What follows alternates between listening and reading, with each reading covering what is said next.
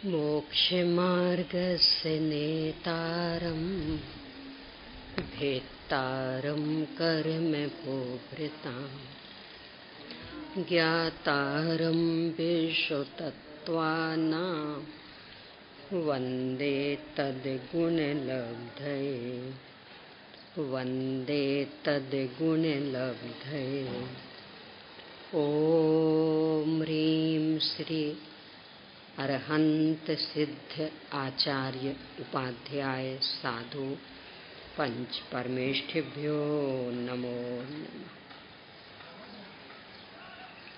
आचार्य श्री उमा स्वामी देव द्वारा रचित तत्वार्थ सूत्र प्रारंभिक भूमिका पर चर्चा के बाद में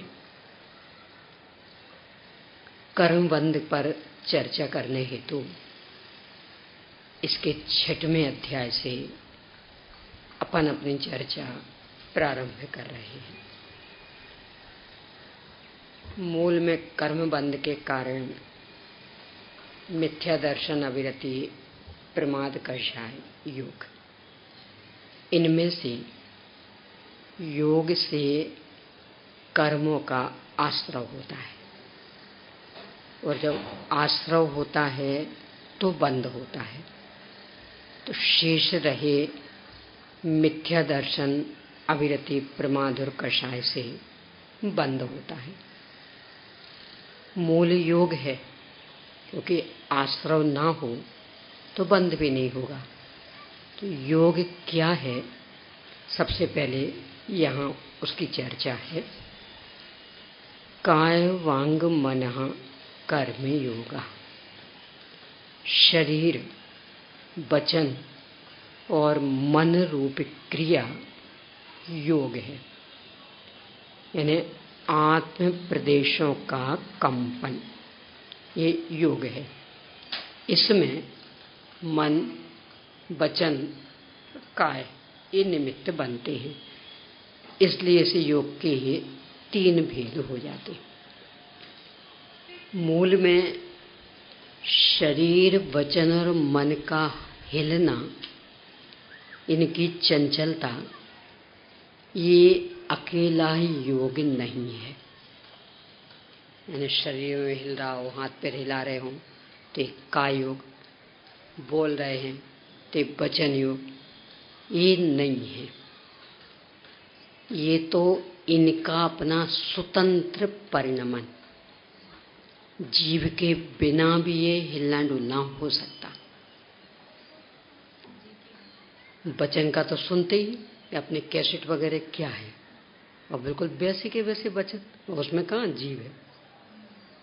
और ऐसे भी कोई बेहोश हो और उसके वचन योग का बन गया हो योग, तो बड़बड़ चलती रहती, वो बिल्कुल भी बोलना नहीं चाहता, तो भी वो स्थिति शरीर की भी बनती, शरीर हिलता रहता। और मुर्दा आदि की भी देख सकते हैं। जैसे मनुष्य का शरीर तो चूंकि भारी होता है तो उसमें तो वैसा नहीं दिख पाता, पर पक्षी आदि तो कोई मुर्दा पड़ा है और उसके पंख वगैरह हिलते रहते, क्योंकि वो हवा से भी प्रभावित होकर हिल लेते। अपना शरीर थोड़ा सा वजनदार होता है तो उस पर हवा का प्रभाव नहीं पड़ता, तो शरीर तो हिला।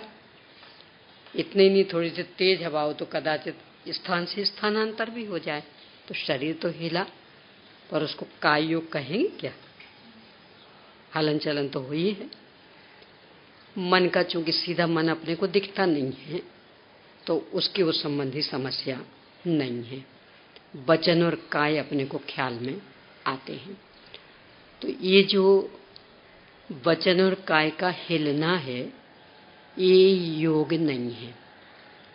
ये तो पूर्णतया इन पुद्गलों का परिणमन। योग किसका नाम, कि जो अपने प्रदेशों में कंपन हो रहा, आत्म प्रदेशों का कंपन, आत्म प्रदेशों में हलन चलन, वो योग है।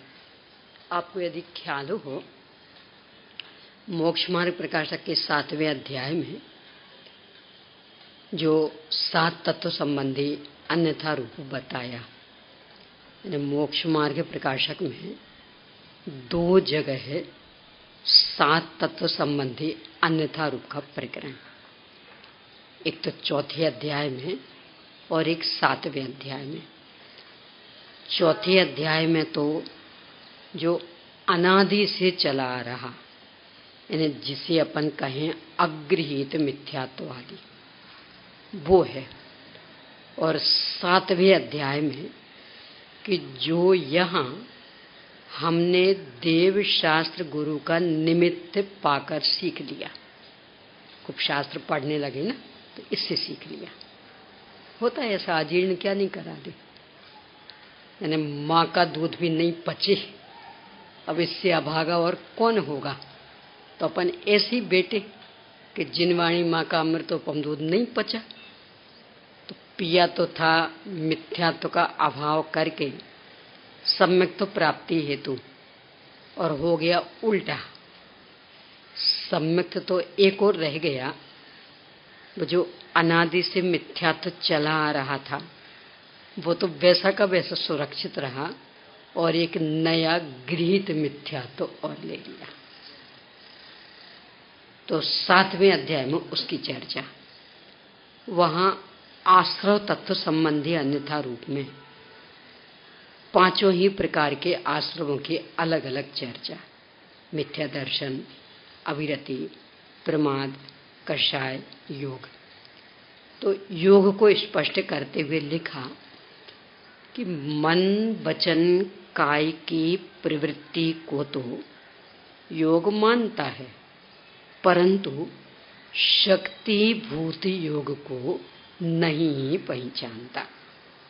जिन्हें स्वाध्याय किया हो तो उसमें ही वाक्य है, शक्ति भूत योग को नहीं पहचानता।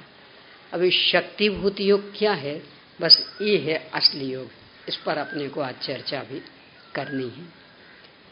यानी जो ये आत्म प्रदेशों में कंपन चल रहा, वो शक्तिभूत योग। वो शरीर बिल्कुल यूं स्थिर हो तो भी चल रहा, बिल्कुल मौन लिए बैठे हो तो भी चल रहा। मन में अलग से कोई, वैसे तो मन संकल्प विकल्प के बिना रहता नहीं, पर जिसको अपन कहें हम बुद्धिपूर्वक सोच रहे थे, तो वैसा कुछ नहीं हो तो भी चलता रहता। तो आत्म प्रदेशों में जो निरंतर कंपन चल रहा, वो है शक्तिभूत योग। और कर्माश्रव में वो कारण है जो कर्म आने में निमित्त कारण, तो वो शक्तिभूत योग। उसे ये नहीं पहचानता, इसलिए परिमार्जन का प्रयास भी नहीं करता। क्या है शक्तिभूत योग का स्वरूप? यहाँ गौमटसार जीव कांड के आधार से प्रस्तुत है। अंतरंग में वीर्यांतराय कर्म के 6 उपशम की निमित्तता में, और बाह्य में औदारिक आदि 7 प्रकार की काय वर्गना में से किसी एक के अवलंबन के समय होने वाला आत्म प्रदेशों का चंचलपना का योग है। ऐसे ही फिर वचन का और ऐसे ही मन का कर्म सापेक्ष परिभाषा दी है। अपन ऐसा समझे, कोई सा भी परिणमन अपने में हो रहा, कोई सी भी पर्याय किसी भी गुण की, तो उस पर्याय के समय प्रदेशत्व गुण का भी परिणमन चल रहा। वो भी एक गुण है। सामान्य गुणों में अनंत अनंत में से 6 सामान्य गुणों में अंतिम नंबर पर लिया उसको। प्रदेशत्व गुण यानी अपने पूरे असंख्यात प्रदेशों का आकार, इनमें निरंतर परिणमन चल रहा। इसकी 2 प्रकार की दशाएं, इसको अपन निष्क्रियत्व गुण भी ले सकते हैं। तो एक तो सक्रियता और एक निष्क्रियता, यानी एक तो निरंतर चंचलपना और एक अचलपना। अचलपना तो है मात्र सिद्ध भगवान के, अचलपना कंपन से रहितपना, ये तो है मात्र सिद्ध भगवान के। एक और तो था ना, सफेद वाला बिछाने का सुबह का, तो वो डाल दो।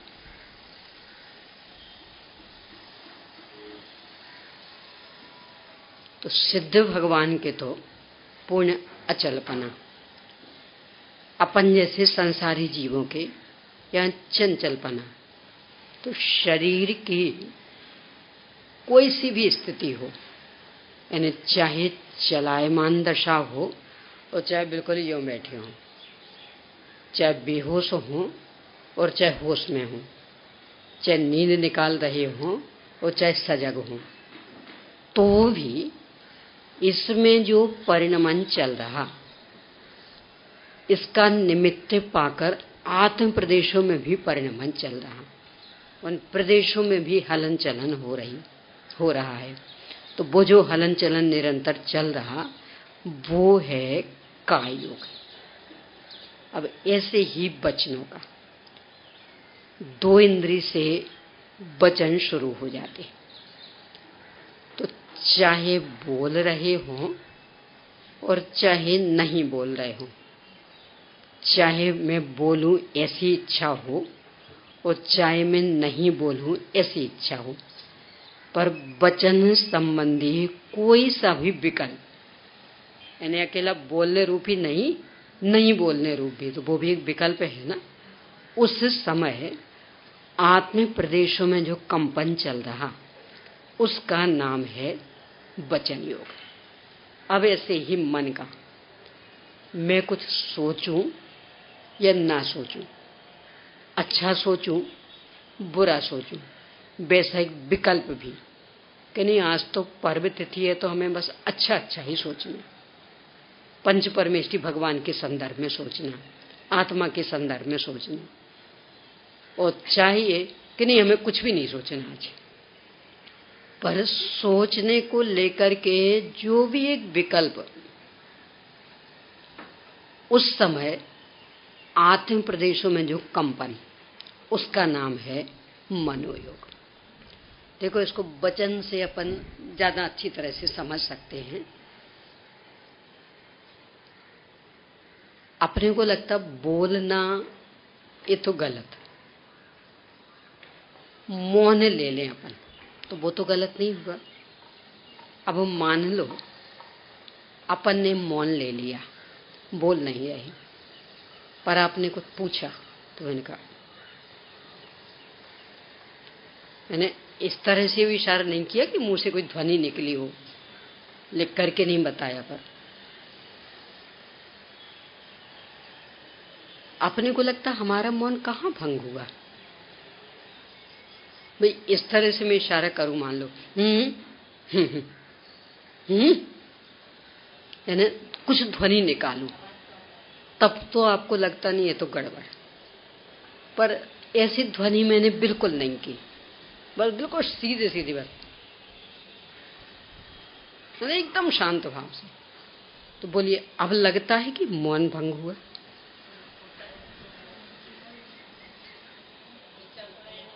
अब कदाचित कोई ऐसा प्रसंग बना कि आप नहीं समझ पा रहे, तो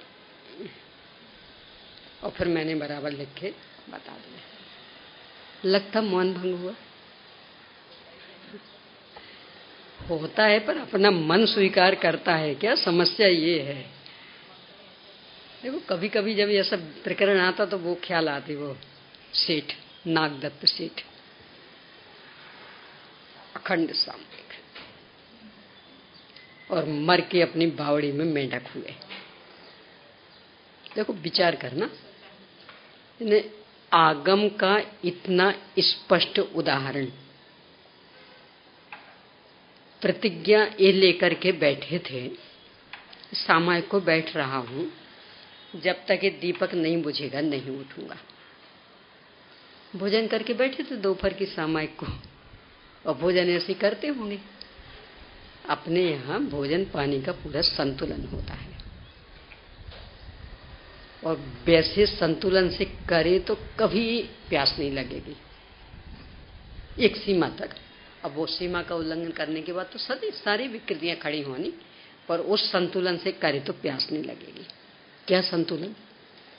कि आपका जितना पेट है अंदाज से उसके 4 हिस्से करिए आप, काटने में नहीं, अंदाज से।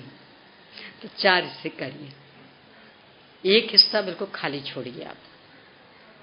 मैंने बिल्कुल यहाँ तक भर के कभी मत जीमिए, ना कभी पानी पिए। एक हिस्सा बिल्कुल खाली। अब रहे 3 हिस्से। उन 3 हिस्सों में से 2 हिस्से भरिए भोजन से। अब उस भोजन में सब आ जाएगा आपका, यानी चाहे वो दाल हो, चाहे सब्जी हो, चाहे रोटी हो, चाहे चावल हो, चाहे कोई जूस हो, सब। तो 2 हिस्से भरिए उससे, और 1 हिस्सा प्योर पानी से। इस हिसाब से आप भोजन करिए। ना कभी अजीर्ण, ना कभी अपच, ना कभी गला सूखेगा, ना कभी ओंठ सूखेगी, कोई समस्या नहीं आने वाली। और अपने यहाँ भोजन की ये पद्धति है।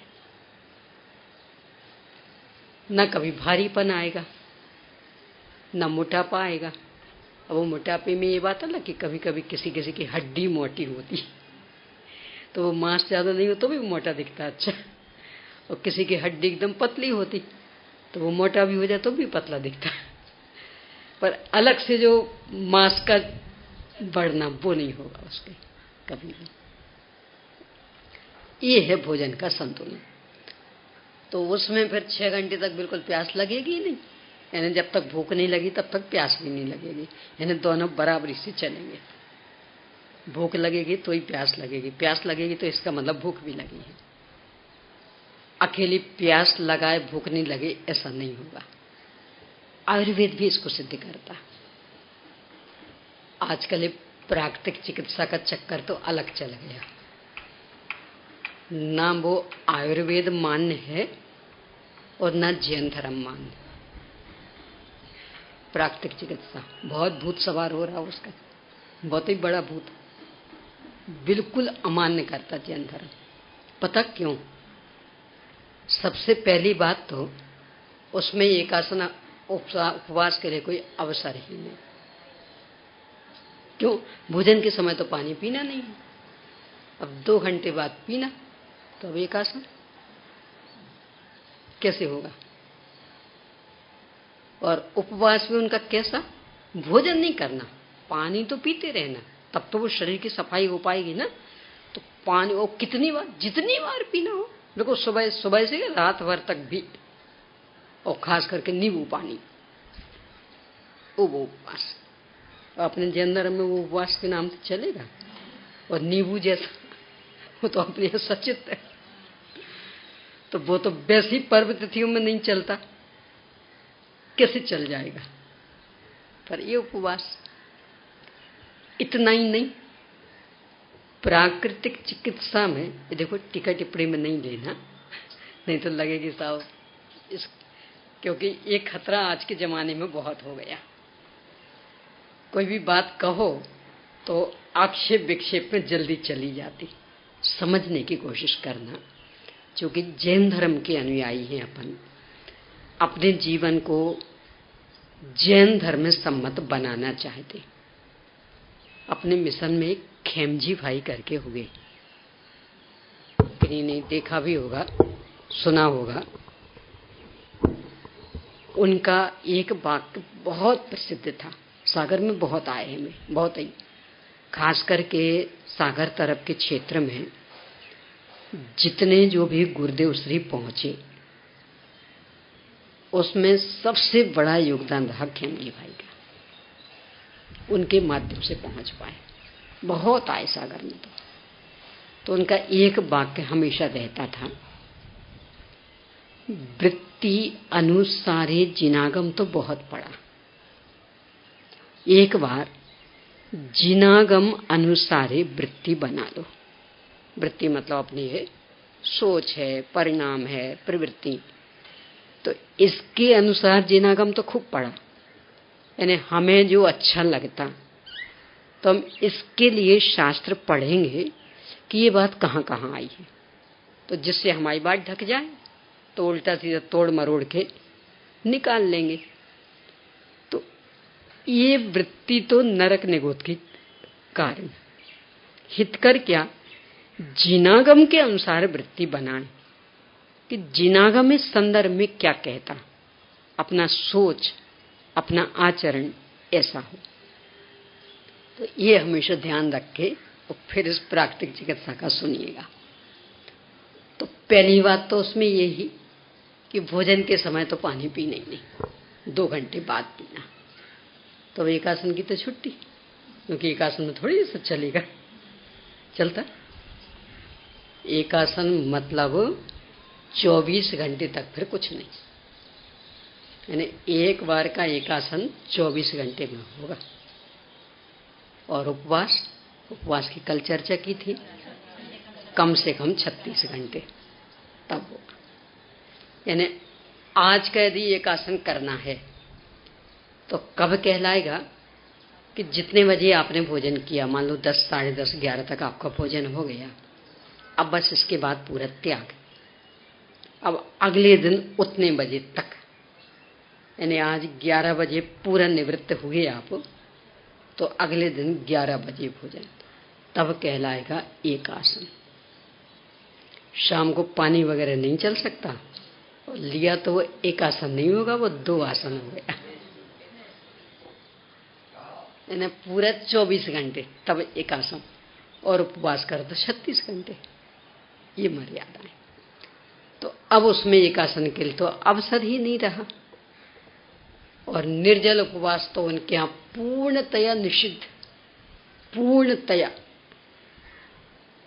प्राकृतिक चिकित्सा निर्जल उपवास की तो किसी भी रूप में आज्ञा नहीं देती। तो अब उपवास भी गया। इतना ही नहीं, अपने यहाँ तो भोजन का क्रम है दूध, चावल, गेहूं आदि, इसके बाद सूखे फल, इसके बाद गीले फल, इसके बाद सब्जियां, यानी सबसे अंत में सब्जियां। और उस चिकित्सा का क्रम कि जहां तक बने तो आप सब्जियों पर रहिए, सर्वोत्तम। सर्वोत्तम क्या? सब्जियां। इसके बाद फिर क्रम से आगे बढ़ेंगे। दूध का नंबर सबसे अंत में, यानी बिल्कुल उल्टा। पहले तो सब्जियों पर रहिए, फिर कदाचित गीले फल, उससे नहीं चले तो मुनक्का आदि सूखे फल, उससे नहीं चले तब कहीं गेहूं आदि। चावल भी सबसे अंत में, चावल को तो उनके हम लोग को जहर माना जाता है, चावल को एकदम जहर जैसा, तो एकदम अंत में नहीं चले तो वो भी चावल सीधा तो लेने ही नहीं, खिचड़ी बना के, नहीं तो उसमें नारियल डाल के, और वो भी छिलका वाला, मतलब वो लाल वाले छिलका वाला वो लेना, यानी ना जाने कितने कितने उसमें। और फिर सबसे अंत में दूध, यानी अपनी पद्धति से एकदम उल्टा। यानी अपने यहाँ त्याग की विधि है कि सबसे पहले आप सब्जियां छोड़िए, इसके बाद गीले फल, इसके बाद सूखे फल, इसके बाद गेहूं आदि, इसके बाद चावल आदि, इसके बाद दूध आदि। एक क्रम है अपने यहाँ, वहां उल्टा। और खाली पेट पानी तो सर्वोत्तम उनके यहाँ। जैन धर्म कहता खाली पेट पानी पीना ही नहीं कभी, और पियोगे तो नियम से सारी विकृतियां होंगी। पित्त भड़केगा। देखो ऐसा नहीं, थोड़ी सी शरीर की मशीन पर अपन चर्चा करें। जो भी अपना पाचन तंत्र है ना, ऑटोमेटिक मशीन, तो जैसे वॉशिंग मशीन का है ना, कि आप कपड़े डाल के चलाएं तो भी चलनी है, और कपड़ा नहीं डालें, अकेला पानी डाल दें और चालू कर दें तो भी वो तो चलेगी, पर परिणाम क्या निकलेगा? धीरे धीरे बिगड़ जाएगी। कि उससे श्रम तो लेते रहे, काम कुछ कार्य हुआ नहीं, पर उसको तो पूरा श्रम करना पड़ा ना, तो उसके तो पैंच पुर्जे सब घिसेंगे, टूटेगी। ये भी एक पाचन मशीन है। आपने कुछ भी डाला तो बराबर वो पूरा का पूरा सक्रिय हो गया, ऊपर से लेके नीचे तक। अब अकेला पानी डाला तो पानी को रोकने के लिए तो वहां कुछ है नहीं, तो फटाफट फटाफट फटाफट उतरेगा नीचे, नीचे उतरेगा तो किडनी पर ज्यादा जोर पड़ेगा। ये कभी देखना, अकेला पानी पी के देखना, इतनी अधिक बार आपको लघु शंका की भावना होगी कुछ का होगा, आधा घंटे में भी। क्यों? अकेला पानी पिया, पानी को रोकने वाला पेट में कुछ है नहीं, तो वो जल्दी जल्दी जल्दी निकलेगा। तो काम तो किडनी को पूरा करना पड़ेगा कि नहीं? और उस पर ओवरलोड हो गया, अब वो बिगड़ जाए तो इसमें शंका क्या है? और वहां तो यही चलेगा। इतना ही नहीं, वो सब्जी वगैरह भी लेनी हो तो इकट्ठी नहीं, थोड़ी थोड़ी करके, एक एक घंटे के अंदर से, इकट्ठी नहीं लेना। यानी मान लो इतनी भी लौकी लेनी तो एक साथ नहीं लेना, इतनी फिर इतनी फिर इतनी फिर, आधा आधा घंटे के अंतर से लेना, एक एक अंतर से, दो दो घंटे के अंतर से, पर एक साथ नहीं।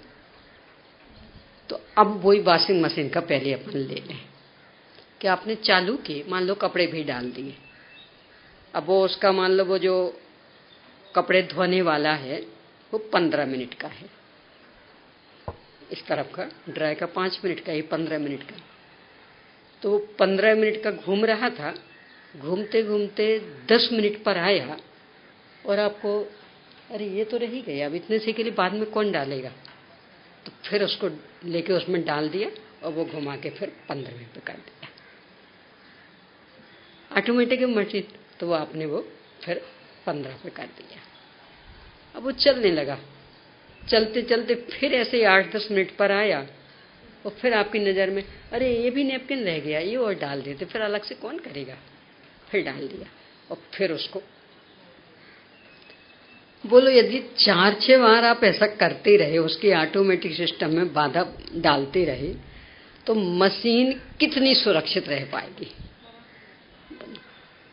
बिगड़ जाएगी।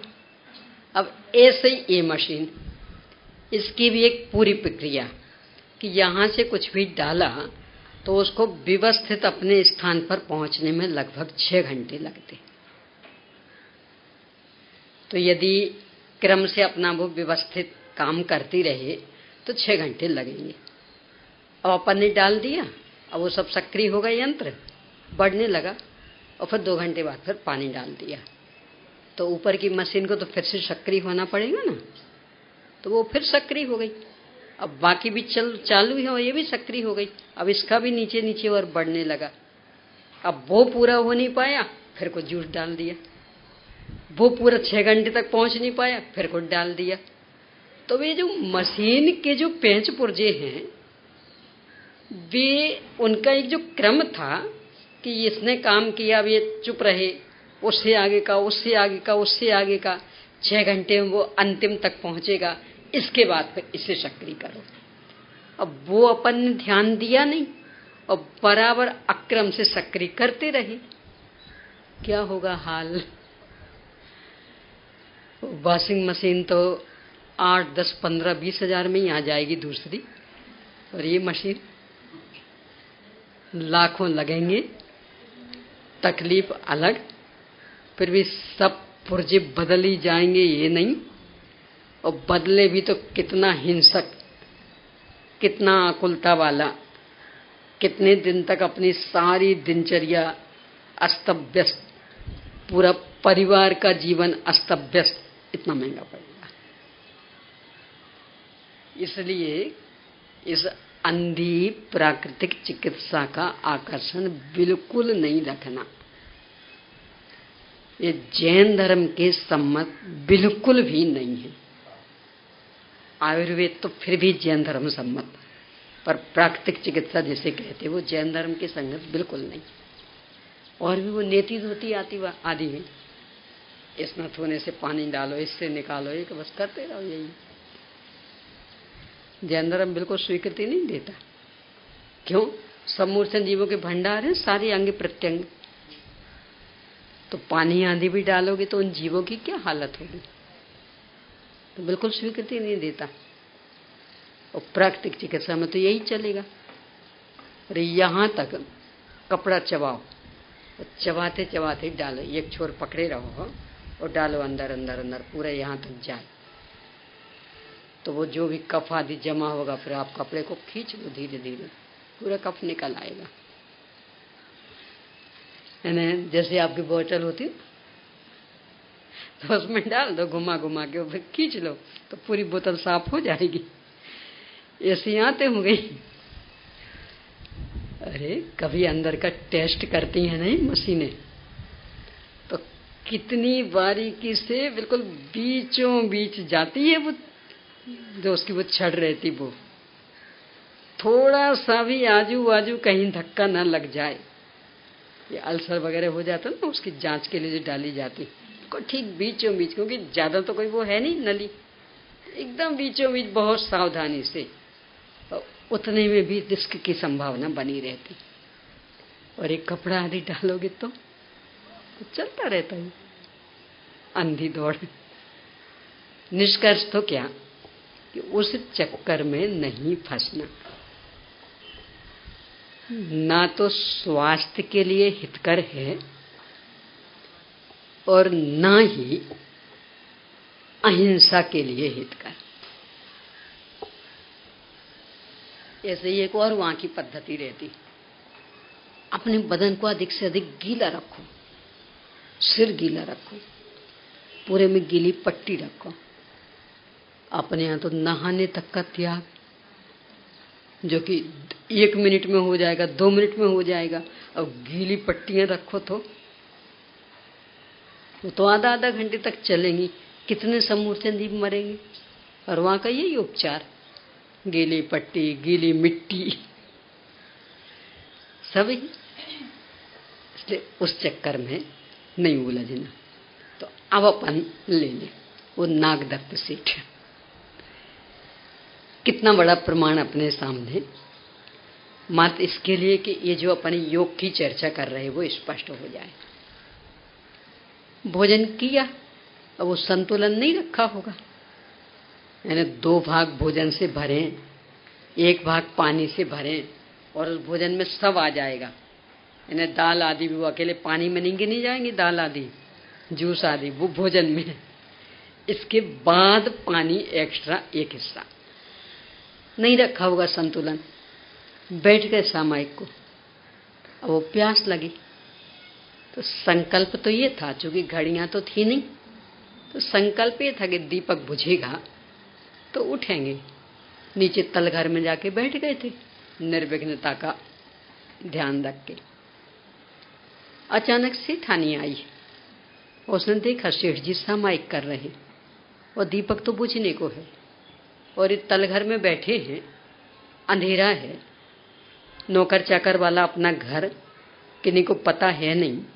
यदि ये दीपक बुझ गया और कोई नौकर किसी काम से आया तो सेठ जी को धक्का लग जाएगा।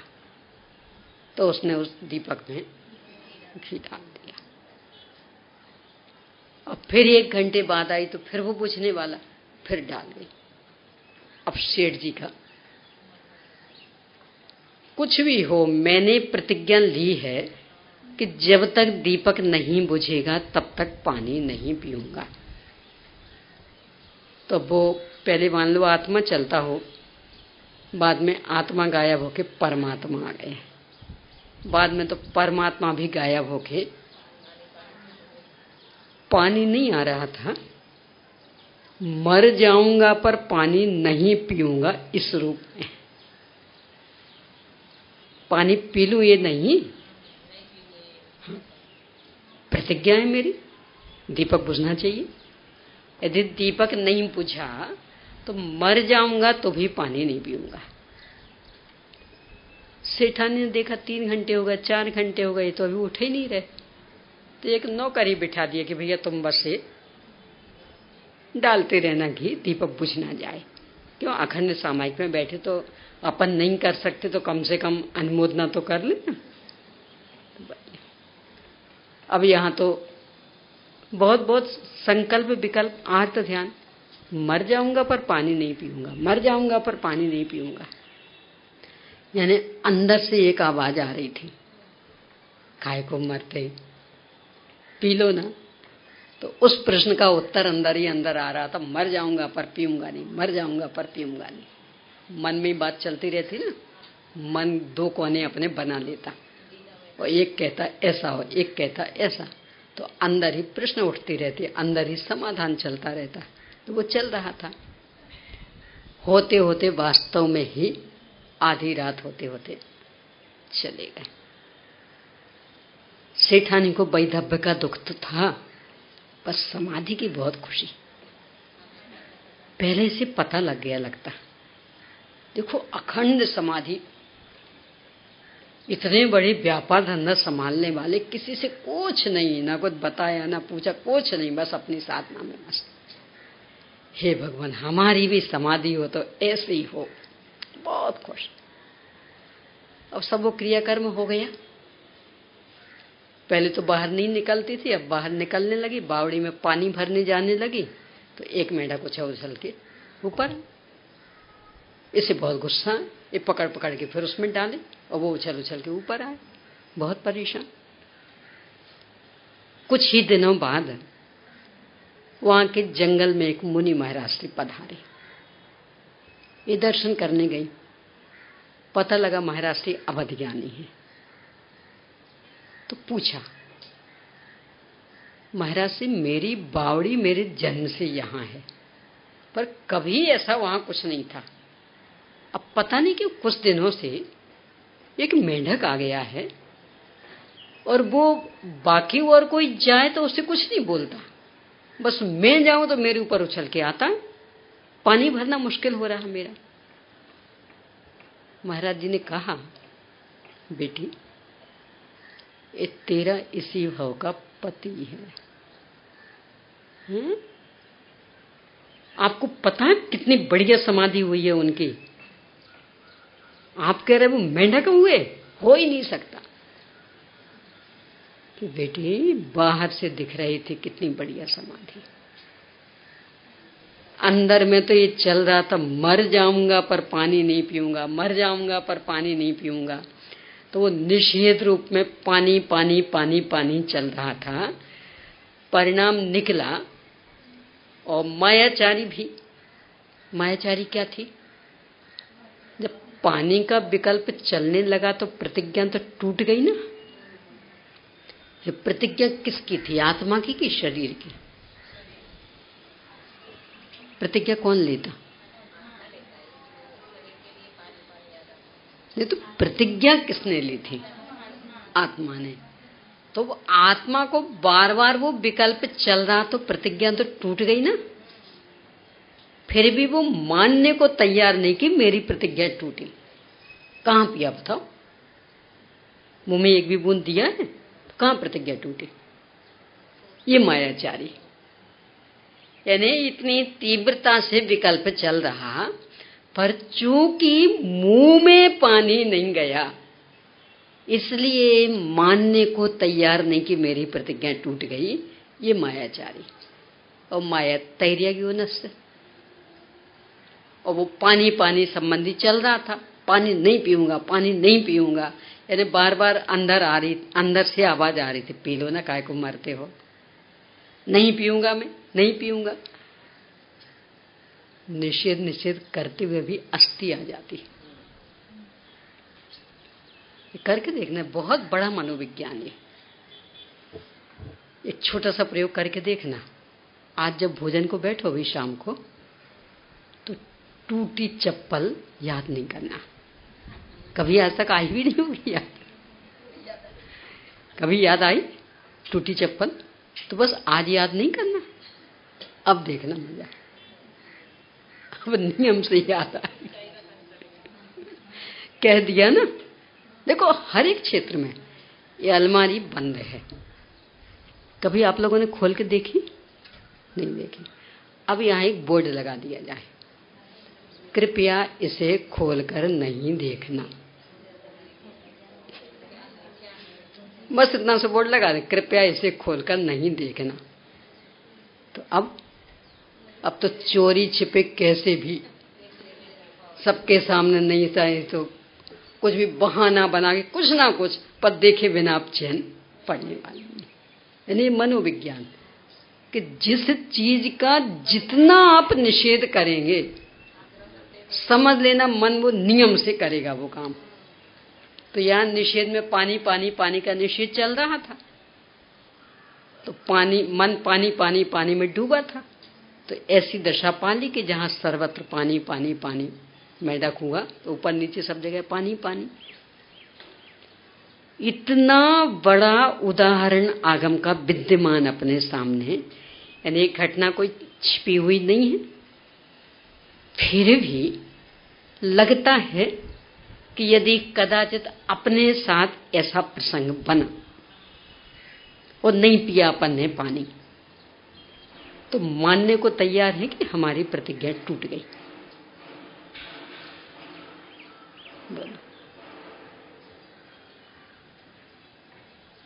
कृत्रिम साधन अपना, उनकी तो बातें क्या करना, यानी मुंह से पानी नहीं पिए, लोग पैर पानी में डाल के बैठ जाएं, गीली पट्टी रखने लगे, घी का मालिश हो जाए, तो वो तो बातें ही अलग है। पर कदाचित कोई प्रामाणिक हो और ये नहीं करे, पर परेशान तो बहुत हो रहा है, तो लगता उसे कि मेरी प्रतिज्ञा टूट गई। ये है अपनी मनस्थिति। देखो, हर संदर्भ में समझना, यानी जैन धर्म के नियम आदि किस तरह के। राजुल की शादी हुई थी राजीमती नेमिनाथ के साथ, जिनकी सगाई हो गई थी, नहीं हुई थी ना। अब नेमिनाथ तो चले गए बारात से उतर के। पिताजी राजुल को समझा रहे, बेटी चिंता मत करो, दूसरी शादी कर दूंगा। तो दूसरी शादी की बात कहां से आ गई?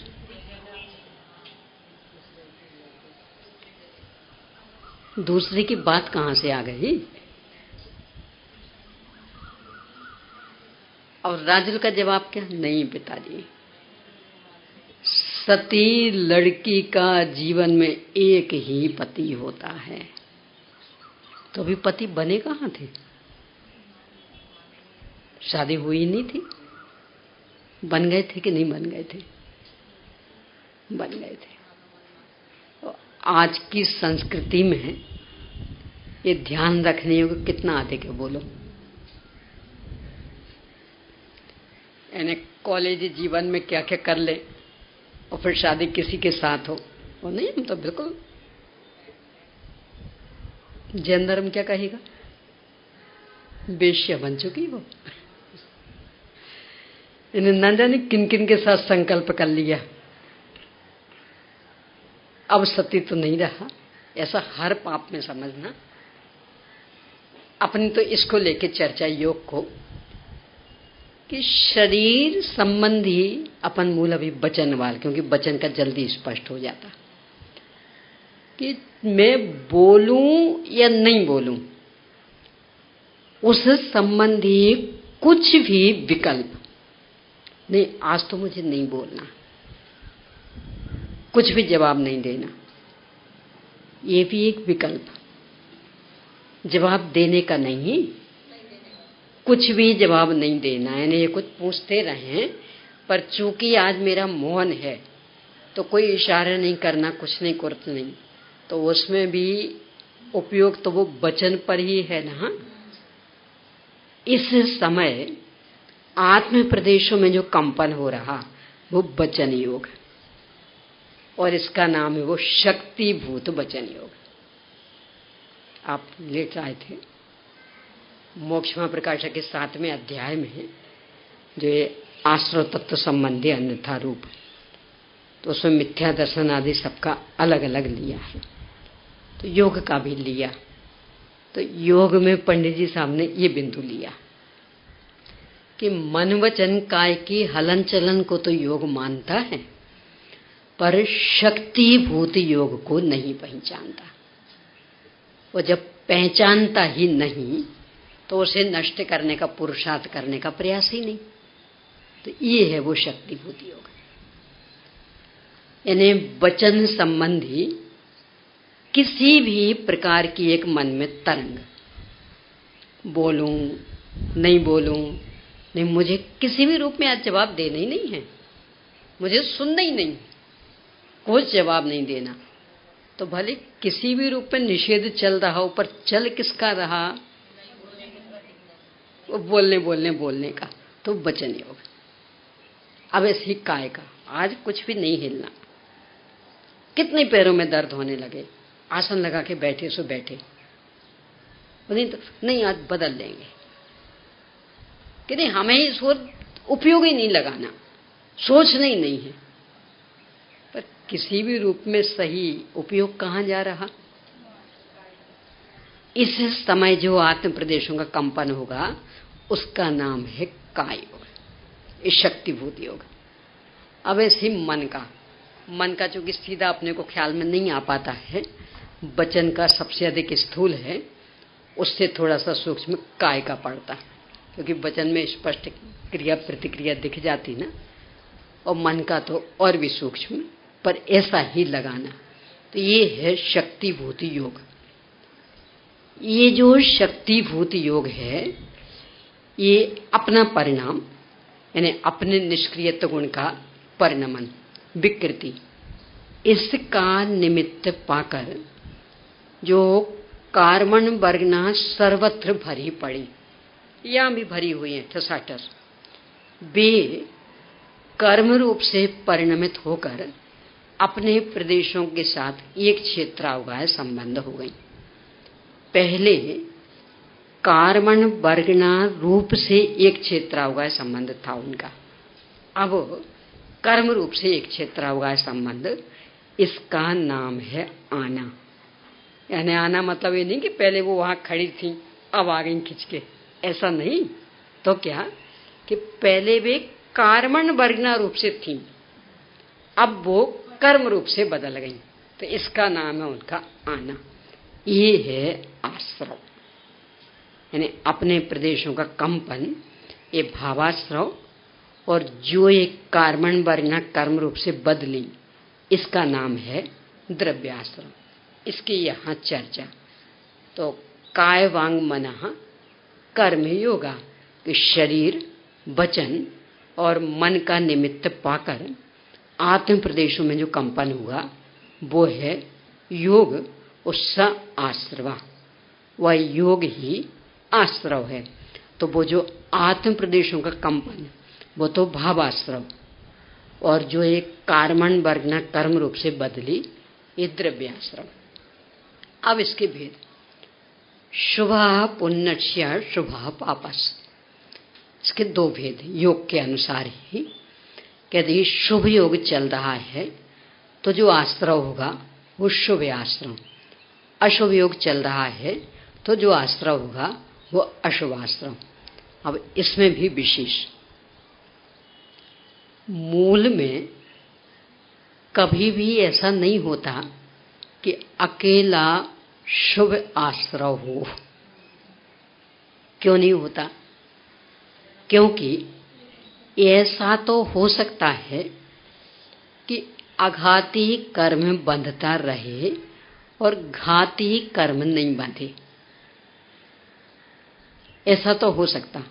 वैसे तो सर्वथा ऐसा भी नहीं है, मात्र स्थिति में थोड़ा सा अंतर पड़ जाता, क्योंकि 10वें गुणस्थान के अंत तक अघाती बन रहा सो घाती भी बन रहा, ज्ञानावरण दर्शनावरण अंतराय भी बन रहा, और वहां वेदनी आदि भी बन रहे। हाँ, इतना अवश्य हो सकता कि अकेला वेदनी इसके साथ संगति बैठ सकती, कि अकेला वेदनी का आश्रव बंद हो और घाती का ना हो, ऐसा तो हो सकता। पर घाती का हो और वेदनी आदि का ना हो, ऐसा नहीं हो सकता। यानी यदि घाती कर्मों का बंद हो रहा है तो अघाती का हो ही रहा है नियम से। घाती पूरा का पूरा पाप रूप, पुण्य और पाप का भेद एकमात्र अघाती कर्म में, ये तो पढ़ चुके ना। घाती कर्म है पूरा का पूरा पाप रूप, अघाती कर्म में पुण्य पाप का भेद। तो घाती कर्म बंधे और अघाती ना बंधे, ऐसा तो कभी होता ही नहीं है। हाँ, अघाती में कदाचित हो सकता कि अकेला वेदनी आश्रव बंध को प्राप्त हो रहा हो, वो घाती बिल्कुल नहीं। पर घाती के साथ तो अघाती चल ही रहा, तो अकेला शुभ आश्रव तो कभी होता ही नहीं। अकेला अशुभ तो हो सकता है, क्योंकि घाती भी बन रहा हो और अघाती में भी पाप प्रकृतियां ही बन रही हो, तो ऐसा तो हो सकता। पर अघाती में अकेली पुण्य प्रकृतियां बन रही हों और घाती का बंध नहीं हो रहा हो, ऐसा कभी नहीं होता। तो इसलिए अकेला शुभ आश्रय हो जाए ये तो कभी होता ही नहीं। तो फिर कहा तो है कि बोन कर्म प्रकृतियों की ओर से नहीं, अपने योग की ओर से। कर्म में तो दोनों चलेंगे एक साथ, पर योग की ओर से कि यदि वृषि संयम आदि रूप परिणाम है, देवशास्त्र गुरु की पूजन भक्ति आदि रूप परिणाम है, चिंतन मनन आदि रूप परिणाम, तो चूंकि ये कषाय की मंदता वाली परिणाम, तो इस समय जो आत्म प्रदेशों का कंपन उसे शुभ योग कह देंगे। और विषय कषाय वाले परिणाम है, भागदौड़ वाले परिणाम है, खाने पीने आदि के भाव, तो इस समय जो आत्म प्रदेशों का कंपन उसे अशुभ योग कह देंगे। यानी कर्म तो दोनों में दोनों बंध रहे लगभग। घाती तो नियम से बंध ही रहा, वो पूरा पाप रूप। अघाती में थोड़ा सा अंतर पड़ेगा, पर परिणामों की ओर से योग का विभाजन कर दिया जाएगा। इस तरह से शुभ योग और अशुभ योग ये दो प्रकार के भेद, और इसको लेकर के ही शुभ आश्रव अशुभ आश्रव, ये आश्रव के दो भेद हो गए। अब ये आश्रव किस किस तरह से होता, इसकी चर्चा आगे का प्रकरण, ये अभी 2 सूत्र का तो सामान्य, पर इससे आगे का प्रकरण बहुत मार्मिक। अपने एक एक क्रिया पर लक्ष्य दिलाए और अंदर से हिला दे, इस तरह का प्रकरण आएगा अपना क्रम से। पहले तो आश्रव के भेद, कि जो शुभ अशुभ आश्रव है ये तो सामान्य, क्योंकि अकेला ये होता ही नहीं है, सब में सब कर्म प्रकृतियां आनी हैं। फिर भी बुद्धिपूर्वक कौन से परिणाम चल रहे, इसको लेकर के भेद कर दिए। वैसे भेद करें तो आश्रव के दो भेद, सकषाया कषायो सांपरायिक केरिया पथियो, कषाय सहित आश्रव और कषाय रहित आश्रव। यहाँ कषाय सहित में है वो चारों, यानी मिथ्या दर्शन, अभिरति, प्रमाद और कषाय, इनसे सहित और इनसे रहित। यानी आश्रव तो था आत्म प्रदेशों के कंपन वाला, पर वो आत्म प्रदेशों का कंपन मिथ्या दर्शन, अभिरति, प्रमाद, कषाय से सहित है कि रहित है। यदि सहित है तो उसका नाम होता सांपरायिक आश्रव, और यदि रहित है तो उसका नाम है ईर्यापथ आश्रव। ये जो शब्द हैं ये भी अपने आप में सार्थक। सांपरायिक मूल शब्द है इसमें संपराय, और संपराय का भाव हो ठय प्रत्यय हो करके एक लग करके वृद्धि हो गई तो सांप्रदायिक। मूल शब्द है संपराय। सम और परा ये दो हैं उपसर्ग, और अय गतौ धातु। समयन है भली भांति, सम्यक रूप से, पर सम्यक मतलब सच्चा नहीं, भली भांति विधिवत। परा उत्कृष्ट रूप से। अय गतौ धातु जाए, जाए मतलब अपने में प्रवेश करे। तो जिसमें उत्कृष्ट रूप से ऐसा प्रवेश हो कि आराम से संसार में रुलते रहें। एक दिन मिथ्यात्व के संदर्भ में चर्चा आई थी ना, साक्षात संसार तत्व कहा मिथ्या दृष्टि को। प्रवचन सार जी की 271वीं गाथा, जिसे टीकाकार अमृतचंद स्वामी पंचरत्न की गाथा कहते हैं, तो उसमें लिखा था। तो उसमें विषय ये था अत्यंत फल समृद्धम, के फल से खूब समृद्ध है, इसलिए संसार में खूब भटकेगा। यानी एक प्रकार से पता क्या कह रहे, आप यात्रा को निकले हो तो यात्रा तो धन के आधार से हो पाएगी, यानी टिकट आदि के जितने पैसे होंगे उस हिसाब से। आप निकले तो बहुत ज्यादा थे, यानी बहुत ज्यादा धन लेकर के, पर अब आजकल की तो टिकट कि जितना पैसा बाकी यात्रा में खर्च नहीं होता उतना पैसा किराए में खर्च हो जाता, तो वो खर्च होता रहा। तो अब बस इतने ही रुपए बचे कि आप वहां से लौट के घर आ जाएं, तो क्या करना पड़ेगा?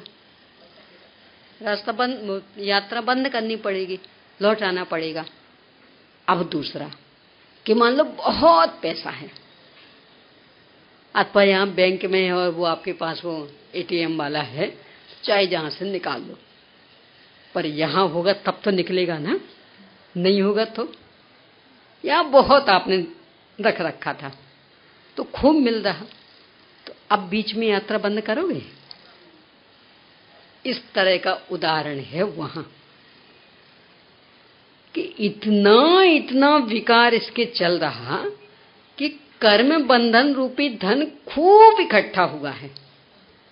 तो अब यात्रा रुकने वाली नहीं है, आराम से 4 गति 84 लाख योनि में भटकेगा।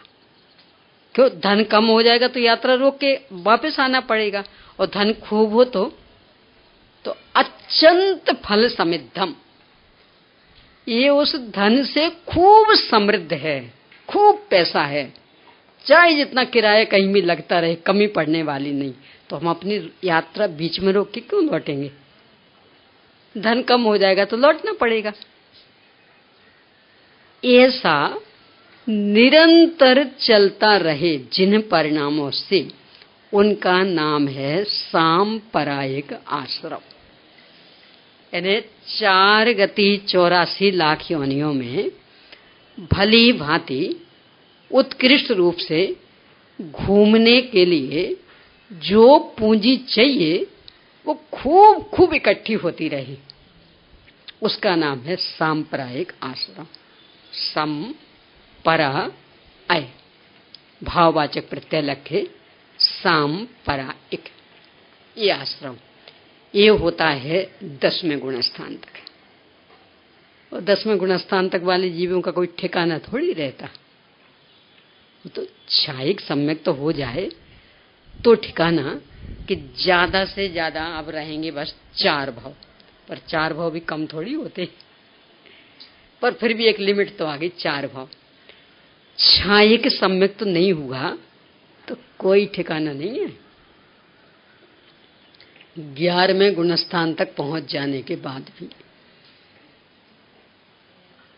पता मोक्ष जाने तक के काल में ज्यादा से ज्यादा पहुंचे 11वें गुणस्थान तक तो 4 बार। सुनना इसको जरा ध्यान से, यानी शुभ अशुभ की तो बात क्या करें, शुद्ध भावों की भी औपशमिक सम्यक तो मोक्ष जाने तक के काल में असंख्यात बार हो जाता है, असंख्यात बार। छायोपशमिक सम्यक तो मोक्ष जाने तक के काल में असंख्यात बार हो जाएगा, छूट जाएगा, हो जाएगा, छूट जाएगा। अपन भी उनमें से हो सकते, क्यों नहीं हो सकते? अरे अपने महावीर भगवान के जीव को ले लेना कि नारायण बनने के बाद भी निगोद तक में चले गए, गिरित मिथ्यात्वी हो गए, तो जब बे हो सकते तो अपने जीवन में नहीं हो सकता है सब कुछ? हो सकते, यानी असंख्यात बार औपशमिक सम्यक्त होकर के छूटता जाए, असंख्यात बार क्षयोपशमिक सम्यक्त, 32 बार भावलिंगी मुनिपना। वो द्रवलिंग का तो कहने क्या, वो तो अनंत बार, पर 32 बार तो भावलिंगी मुनिपना, यथार्थ 6वां 7वां गुणस्थान 32 बार, और फिर भी भटक जाए। 4 बार उपसम श्रेणी 11वें गुणस्थान तक, यानी यथाख्यात चारित्र संपन्न, औपशमिक वीतरागता संपन्न, और फिर भी भटक जाए। एक भाव में 2 बार होगी, अनेक भावों में 4 बार। एक भाव में 4 बार नहीं होती है, अलग अलग बदल के। हाँ, और फिर भी कुछ कम अर्ध पुद्गल परावर्तन काल तक भटक लें। और जब वो अर्ध पुद्गल परावर्तन काल तक भटकेंगे ना, तो दशा बिल्कुल अनादि मिथ्या दृष्टि जैसी हो जाएगी। कोई फर्क नहीं दिखना कि उपसम श्रेणी पर चढ़ करके आने वाले हैं, कुछ नहीं है, बिल्कुल वैसा का वैसा, सब साफ, सारे संस्कार गायब, घोर मिथ्या दृष्टि, गृहीत मिथ्या दृष्टि हो जाए, ये स्थिति। यानी शुभ अशुभ भावों में तो अकड़ने के लिए अवसर है ही नहीं। इस काल के जो शुद्ध भाव हैं उनमें भी अकड़ने के लिए अवसर नहीं है, क्योंकि कुछ ठिकाना नहीं है। छाया सम्यक तो होता नहीं, और बाकी की तो ये दुर्दशा। तो किस पर अकड़ें? दूसरों को भी बढ़ावा दें तो किन भावों को लेके? क्योंकि छाया सम्यक तो होता ही नहीं, तो किस भाव को लेके बढ़ावा दें? तो औपसमिक छाया उपसमिक कि वो तो असंख्यात बार होके छूट जाते, उनका कोई ठिकाना थोड़ी है। इसलिए न अपने में अहंकार को अवसर और न दूसरों के शुद्ध भावों को लेके बढ़ावा देने का अवसर। पहले वो गृहीत में अपने गर्भ शुद्धता में अपन ने चर्चा की थी, इसके बल पर व्यक्तिवाद समाप्त होता। यानी शुभ अशुभ की तो कौन बात करे, शुद्ध भावों की भी ये स्थिति, तो किसको बढ़ावा दें? छायोप सम्यक सम्यक थी नहीं, 11वां गुणस्थान पाने के बाद भी कुछ कम अर्ध पुद्गल परावर्तन काल तक संसार में रुल ले, बिल्कुल सामान्य सा मिथ्या दृष्टि हो जाए, किस बात को लेके बढ़ावा दें? तब कहीं ये जैन धर्म की परंपरा निर्दोष चल पाती। व्यक्तिवाद के लिए तब कहीं यहाँ स्थान नहीं रहता, हमेशा गुण मुख्य होंगे तब कहीं। और ये परम सत्य नहीं समझेंगे तो व्यक्तिवाद बढ़ जाएगा, नया गृहीत मिथ्या तो पुष्ट होने लगेगा। तो सांप्रदायिक आश्रव यानी मिथ्या दर्शन, अविरति, प्रमाद, कषाय, अंत में कषाय तो उसकी अपेक्षा नाम पड़ गया, वो विद्यमान, तो संसार बहुत बहुत बढ़ने वाला, तो वो तो सांप्रदायिक आश्रव।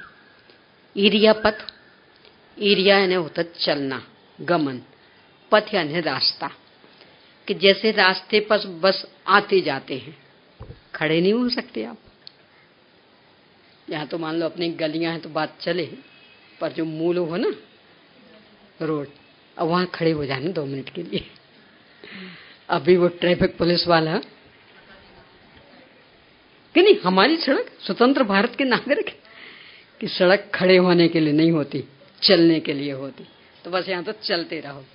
गाड़ियां भी कभी कभी कोई प्रसंग बन जाए ना और रोकनी पड़े तो व्यर्थ में उनको आगे पीछे करना पड़ता, और यदि रुक गई तो वहीं वो ट्रैफिक पुलिस आफत कर डालेगा।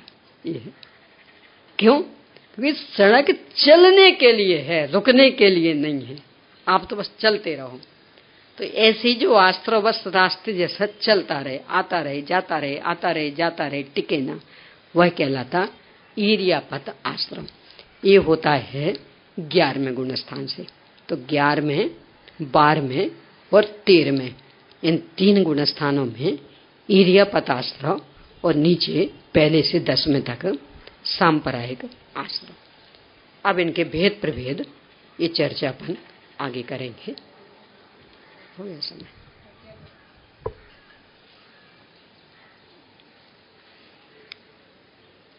चलिए प्रश्न लिख लीजिए।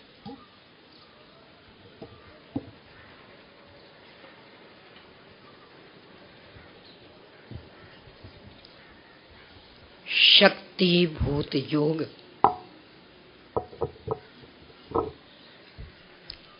क्या है? शक्तिभूत योग क्या है? अगला, भावाश्रव और द्रव्याश्रव क्या है? यह बताते हुए कर्मों के आने का भाव स्पष्ट कीजिए।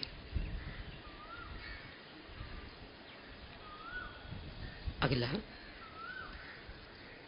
सांप्रदायिक और ईर्यापथ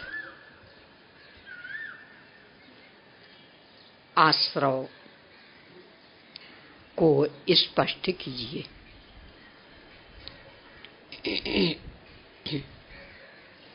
बस अब शंका समाधान। भगवान के आगे 1008 लिखने में क्यों आता है? वैसे तो कई कारण हैं इसके, 2 कारण मुख्य हैं। एक तो ये कि भगवान के शरीर में 1008 लक्षण होते, 900 अलग तरह के और 108 अलग तरह के। ये जो तिल मस्सा आदि ये होते हैं 900। और जैसे आपने देखा हो जिनमें के हाथ पर बने रहते हैं ना, कहीं फूल तो कहीं मछली तो कहीं, ये चिन्ह कहलाते। ये होते पूरे शरीर में कुल 108। यानी तिल मस्सा आदि जो हैं ये तो होते 900, और वो जो विशेष कहीं फूल है, कहीं मछली है, कहीं कछुआ, ऐसे जो चिन्ह हैं ये होते 108। कुल मिलके हो जाती 1008। तो 1008 लक्षणों से सुशोभित शरीर, और वो मात्र तीर्थंकर के होता। इसलिए तीर्थंकर भगवान के साथ में 1008 विशेषण लगाए जाता। अब चूंकि सामान्य अरंत भी होते हैं तो अपन तो रूढ़ी वाले होते ना, तो विवेक रखे बिना पर सबके साथ ही लगा देंगे। यानी ओम ह्रीम श्री भी 1008 बाहुबली भगवान वो भी लग जाएगा, पर मूल में वो तीर्थंकर के होते। तो एक तो ये कारण। दूसरा कि इंद्र भगवान की जो भक्ति करता है वो 1008 नामों के आधार से, और किन्हीं की भी भक्ति इतने नामों से नहीं करता। तो ये तीर्थंकर भगवान का अलग वैशिष्ट कि जो इंद्र भक्ति करेगा वो 1008 नामों से। तो इसलिए भी उनके साथ में 1008 विशेषण लगाते।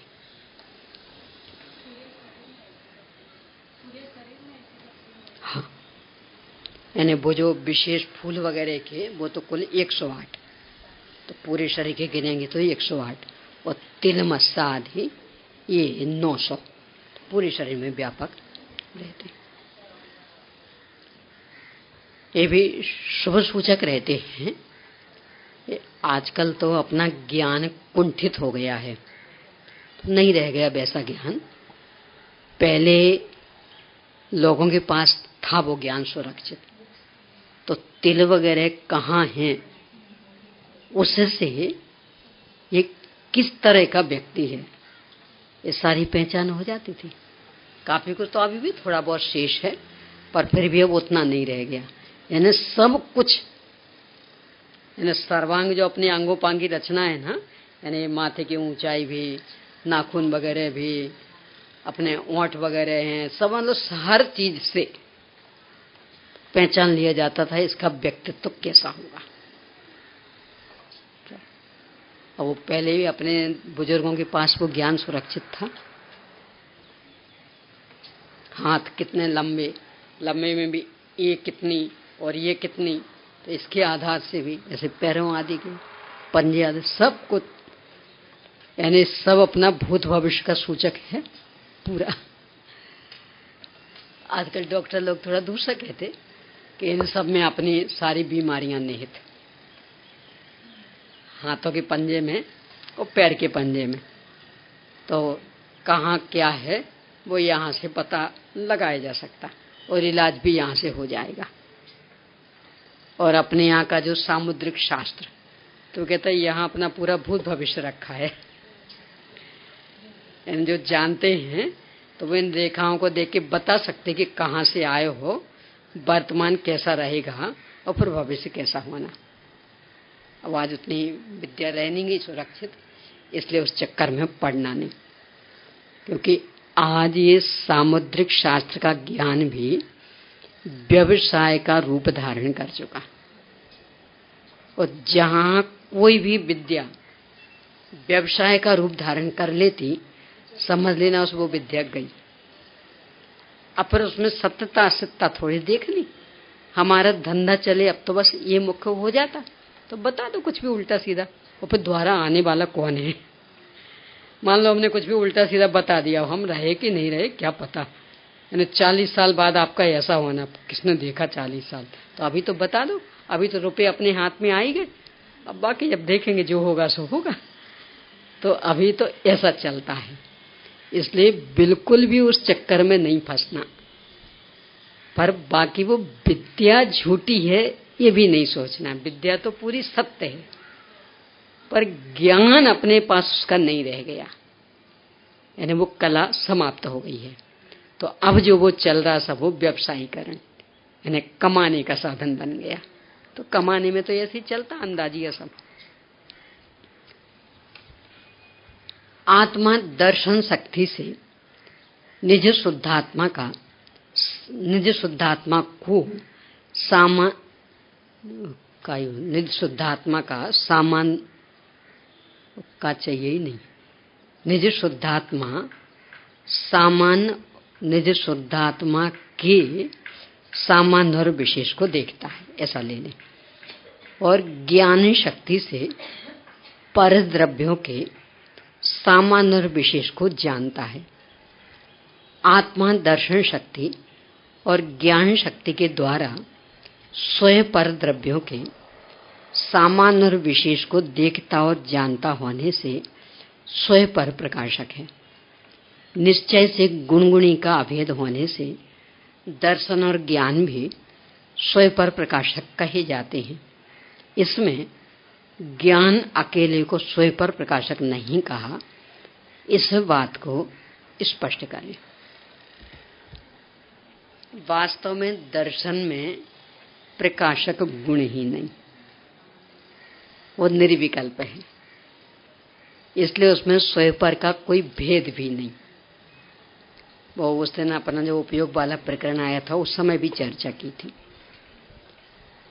परीक्षामुख सूत्र न्याय ग्रंथ के सूत्रात्मक ग्रंथों का सर्वश्रेष्ठ ग्रंथ माना जाता और तत्वार्थ सूत्र जैसा ही व्यापक, यानी उसकी टीकाएं ऐसी विस्तृत, प्रमेय रत्नमाला, प्रमेय कमल मार्तंड, ऐसी विस्तृत टीकाएं। उसमें प्रमाण का लक्षण दिया तो स्वापूर्वार्थ व्यवसायात्मकम ज्ञानम प्रमाणम ततो ज्ञान में तत्, ये सूत्र। क्यों इतने विशेषण दिए, तो हर एक का विश्लेषण, यानी स्वयं क्यों दिया, अपूर्व क्यों, अर्थ क्यों, व्यवसायात्मक क्यों, इसका विश्लेषण। तो व्यवसायात्मक विशेषण क्यों दिया, ये बताते हुए लिखते कि दर्शन का निषेध करने के लिए। दर्शन में व्यवसायात्मकता नहीं है। व्यवसायात्मकता मतलब स्वयं पर प्रकाशक, भेद प्रभेद करके कि ये स्वयं ये पर, तो ये व्यवसायात्मक। दर्शन में ये नहीं है, इसलिए दर्शन का निषेध करने के लिए व्यवसायात्मक विशेषण का प्रयोग किया। तो दर्शन में तो स्वयं पर का भेद है ही नहीं, वो तो निर्विकल्प अभेद, व्यवसाय से रहित, यानी उसमें ये भेद ही नहीं, बस सामान्य प्रतिभास, यानी है बस इतना प्रतिभास, स्वयं पर का कोई भेद ही नहीं। तो उसके साथ तो ज्ञान को जोड़ ही नहीं जा सकता। यानी दर्शन स्वयं का सामान्य विशेष देखता और ज्ञान पर का सामान्य विशेष जानता, तो दर्शन में स्वयं पर के लिए अवसर ही नहीं। और स्वयं पर यदि करे तो फिर वो ज्ञान की कोटि में आ जाएगा, दर्शन रहेगा ही नहीं। दर्शन तब तक ही है जब तक कि उसमें स्वयं पर का भेद नहीं, मात बस है इतना, और सामान्य बस यानी सत्ता मात्र का प्रतिभास। वो स्वयं की सत्ता कि पर की सत्ता ऐसा कोई भेद नहीं। तो जब तक ये अभेद चल रहा तब तक दर्शन, और इस स्वयं की सत्ता ये पर की सत्ता ऐसा भेद खड़ा हुआ तो ज्ञान शुरू हो गया। इसलिए दर्शन में भेद के लिए कोई अवसर नहीं, मात्र सत्ता का प्रतिभास। अब इसको लेकर के कि फिर अभेद में मात्र स्वयं पर प्रकाशक का है, भेद में तो दर्शन में भी कि जब उसमें भेद ही नहीं तो स्वयं पर प्रकाशकता का प्रश्न ही खड़ा नहीं होता। यानी स्वयं पर प्रकाशक क्षमता ही उसमें नहीं, निर्व्यवसाय, भेद रहित। गुरुदेव श्री ने शुभ मुहूर्त में मत परिवर्तन किया। शुभ मुहूर्त से क्या प्रयोजन? ज्योतिष चक्र का, वैसे तो अकेला ज्योतिष चक्र का ही क्यों, संपूर्ण द्रव्यों का अन्य द्रव्यों के साथ घनिष्ठतम निमित्त नैमित्तिक संबंध। घनिष्ठतम, उसके पीछे कारण क्या है कि अनंतानंत द्रव्यों के रहने में कारणभूत जगह बहुत छोटी सी। अकेला वैसे लोकाकाश 343 घनराजु प्रमाण यानी असंख्यात प्रदेशी, और इतने से में रहना है अनंत अनंत द्रव्यों को। तो अलग अलग जगह तो किसी को मिलने वाली है नहीं, एक दूसरे में प्रवेश करके रहना है। और सभी द्रव्य परिणमनशील, तो नियम से एक के परिणमन का दूसरे के साथ संबंध बन जाना। और जीव और पुद्गल तो क्षेत्र से क्षेत्रांतर करने वाले भी, तो और ज्यादा संबंध बन जाना। देखो इसको ऐसा ले, निमित्त नैमित्तिक संबंध की कितनी सहजता। आप अपने हिसाब से आप अपने कमरे में हैं, मैं अपने हिसाब से अपने कमरे में हूं, कोई भी लेना देना तो नहीं ना, पूर्ण स्वतंत्र। अब आज मैंने पूछा आप कितने बजे उठे थे? आप बोले 4 बजे। मैं भी 4 बजे उठी थी। अच्छा, इसके बाद आपने क्या किया था? फिर 9 बार नमो कारना था, मैंने भी किया था। इसके बाद क्या किया था? तो मान लो उदाहरण के लिए कि आपने कहा मैं ज्ञानानंद स्वभाव के, अरे आज मैंने भी किया वही। कैसे हो गया ये सब? यानी कोई अता पता नहीं, कोई प्लानिंग नहीं, एक दूसरे से कोई कनेक्शन नहीं, कोई संबंध नहीं, तो हो कैसे गया? वे धार्मिक रुचि वाले जब होंगे तो क्यों नहीं होगा बोलो? और उसके लिए कोई प्री प्लान करने की आवश्यकता है? कितनी बार बन जाएगा ऐसा? देखो कितना कितना बन जाता। आप मंदिर जी जाते, मंदिर जी के तो दोनों तरफ ही अपने लोग रहते हैं। तो मान लो एक इस तरफ रहते और एक इस तरफ रहते, दोनों अपने अपने हिसाब से निकले हैं, यानी कोई सूचना नहीं, कोई संबंध नहीं, कुछ नहीं, और बिल्कुल एक साथ मेन गेट पे मिले। हो गया होगा कि नहीं? कितनी बार? अब आप दोनों में से किसी को कोई अता पता भी नहीं, तीसरे देख रहे होंगे तो क्या कहेंगे? नियम से कुछ ना कुछ तो प्लानिंग होगी। बिल्कुल एक साथ कैसे आ गए? नहीं तो यानी यहां से और यहां से कुछ ना कुछ प्लानिंग होगी। तो इनको तो शंका होगी, पर आप दोनों को ऐसा मार्केट में हो जाता। कितनी बार आप अपने हिसाब से सब्जी लेने गए, आप अपने हिसाब से बिल्कुल एक साथ एक दुकान पे, और तीसरा कहता क्या बात है, कोई आज प्लानिंग करके निकले, हमें तो पता ही नहीं था। तो हो कैसे गया? कि भाई इन्हीं गिनी दुकानें हैं, सबको सामान खरीदना है, तो कितने ही अपने अपने हिसाब से काम करें, पर कितनी बार ऐसे संबंध बन जाने। रेल यात्रा आदि में भी बहुत बन जाते। अधिकांशतया अभी इस बार भी हो ही गया ना अचानक ही, यानी दूर का सफर हो तो मेरी एक रीति नीति कि जहां तक गाड़ी डायरेक्ट होगी वहां तक अकेले जाएंगे, और फिर जहां बदलना होगा तो वहां उनको बुलाएंगे, भाई यहां आपको लेने आना पड़ेगा। और आश्चर्य ये कि स्मारक में मुश्किल से 5% अकेला आना पड़ा होगा, बाकी 95% किसी न किसी का साथ बन जाता। और साथ करती कभी नहीं, ये रीति नीति में ही निर्भर कि जब तक होगा स्मारक तो कभी आने का मतलब किसी को लेके आने का सवाल ही नहीं। अन्यत्र जाना हो तो उनके लिए कि भाई जहां बदलना पड़ेगा वहां आपको आना पड़ेगा। स्मारक वालों को तो सूचना भी नहीं देती, क्यों अपना घर तो वही कहती अपने घर में भी अब हम लेने आवे आपको, कब तक आएंगे? कोई एक आध बार हो तो, और साल भर ही आपको यहाँ से वहां जाना तो कब तक? तो कभी सूचना भी नहीं देती, अकेले निकलती और कोई ना कोई मिल जाता। क्यों मिल जाता? क्योंकि जयपुर आने की गाड़ियां हैं कितनी सी, और विद्यार्थी तो 250 हो गए,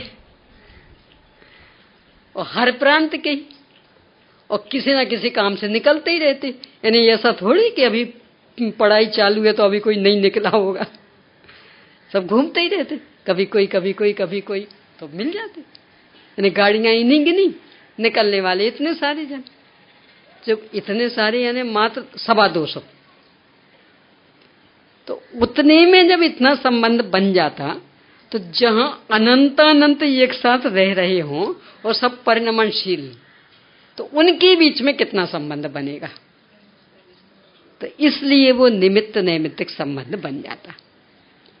ज्योतिषी चक्र भी ऐसा ही, असंख्यातों हैं ज्योतिष चक्र में। ये आपने पढ़ा होगा, बाकी सबके अकृत्रिम चैत्यालयों की संख्या और व्यंतर ज्योतिष के संख्या, यानी इतने हैं उनके विमान, और अपने 2.5 द्वीप के तो घूम रहे हैं। तो और ज्यादा घनिष्ठतम निमित्त नैमित्तिक संबंध बनता। ये सब दिन रात का क्या चक्कर है? ऋतु परिवर्तन, तिथि बढ़ गई, तिथि छोटी हो गई, क्षय हो गई, ये वृद्धि मास आ गया, ये सब किसका परिणाम? इस चंद्र ग्रहण है, सूर्य ग्रहण, ये सब किसका परिणाम? तो ऐसा निमित्त नैमित्तिक संबंध बनता है। तो घनिष्ठतम निमित्त नैमित्तिक संबंध है तो वो तो पूरा सुनिश्चित, पर हम तो छद्मस्त हैं ना, हमें तो पता नहीं है। सर्वज्ञ भगवान को तो पता, पर हमें तो पता नहीं, तो हम तो बुद्धिपूर्वक की सोच समझ के सही ढंग से काम करेंगे। तो जब करना ही है तो शुभ मुहूर्त क्यों नहीं देखेंगे? देखो ऐसा ले लेना, अपन अपने सारे काम दिन में करते, तो इसका मतलब अपन सूर्य देवता के उपासक हो गए। क्यों? यदि नहीं हो तो रात में क्यों नहीं करते? बोलो। कि उपासक होना अलग बात है और निमित्त नैमित्तिक संबंध के कारण काम करना अलग बात है। ऐसे वहां कि शुभ मुहूर्त में काम करना अलग बात है और उन ज्योतिषी देवों को एक कर्ता धर्ता मान के उनकी उपासना आदि करने लगना अलग बात है। तो अपने यहाँ शुभ मुहूर्त का तो प्रावधान है, पर उपासना के लिए कहीं कोई अवसर नहीं। और मानेंगे तब तो फिर सूर्य के उपासक अपन सबसे ज्यादा सिद्ध होंगे, क्योंकि अपने तो सब काम उसके ऊपर ही निर्भर है। यानी वो जब तक नहीं होगा तो अपना तो कुछ ही नहीं होना, तो कितने बड़े उपासक हो जाएंगे। यानी सब कुछ, यानी मेरे को नहाने धोने से लेकर के भोजन पानी तक सब कुछ उसके ऊपर निर्भर, तो अपन उसकी पूजा कर रहे हैं ना। तो जैसा वो एक ज्योतिषी देव, ऐसे बाकी ग्रह नक्षत्र भी उनके हिसाब से सारा अपना मध्यलोक में खास करके 2.5 द्वीप, क्योंकि यहाँ का ज्योतिष चक्र सक्रिय है, तो निमित्त नैमित्तिक संबंध और अधिक बनते। बाकी का सब निष्क्रिय अचल, तो अचल के साथ उतने ज्यादा नहीं बनते। तो इस कारण से यहाँ कोई सा भी कार्य करते हैं तो उनकी गतिविधि देखकर, किस समय किस तरह का नक्षत्र है, किस तरह का ग्रह है, ये सब देख करके वो समय साधा जाता। देखो मुहूर्त निकालने के पीछे एक और कारण, जो ये नहीं मानते ना, वे भी तो आखिर कुछ ना कुछ आधार बना के निश्चित करते ना कि सब आज रविवार है, आज रख लो अपना कार्यक्रम। क्यों? छुट्टी का दिन, आ जाएंगे लोग बाकी वर्किंग डे में नहीं आ पाएंगे। तो आखिर कुछ ना कुछ तो कारण खोजना ही पड़ा ना। यानी काम करना तो चाहे जब कर लो, ऐसा तो नहीं हुआ ना। अब आधार कुछ भी बनाया हो तो आपने मान लो छुट्टी का दिन बना लिया। और भी ऐसा हो सकता, ये जो मौसम की जानकारी दी जाती ना, अब मान लो वहां दी गई, मौसम कार्यालय से प्राप्त सूचना के अनुसार कल ओलावृष्टि होने की संभावना है, मूसलाधार वर्षा होने की संभावना है। अब आज आपसे कहा कि ऐसा करें, कल भी यहीं रख लें और बाहर मंडप डाल के वो लगाएं। सब कल तो नहीं। क्यों? कि सब मौसम कार्यालय से सूचना है कि वो कोई सर्वज्ञ थोड़ी है, नहीं हो जाती फेल तो सर्वज्ञ थोड़ी कि सब कुछ भी हो। पर एक उन्हें सूचना दी है तो कदाचित हो भी तो सकता है ना। तो जानबूझ के हम रिस्क क्यों लें? तो आखिरकार किसी ना किसी से बंधे ना, और उसी हिसाब से फिर कार्यक्रम बनाते। बरसात में अपन तीर्थ यात्रा आदि को क्यों नहीं जाते? इसीलिए ही तो सीजन ही बरसात का है। कभी भी कैसी भी वर्षा हो सकती, किसी भी नदी में बाढ़ आ सकती, कुछ भी हो सकता, कहीं भी फंस के रह सकते। ज्यादा ठंड के दिन हो उस समय भी यही, ज्यादा गर्मी। तो आखिरकार अपन ने इन सब मुहूर्तों को शोधा ना।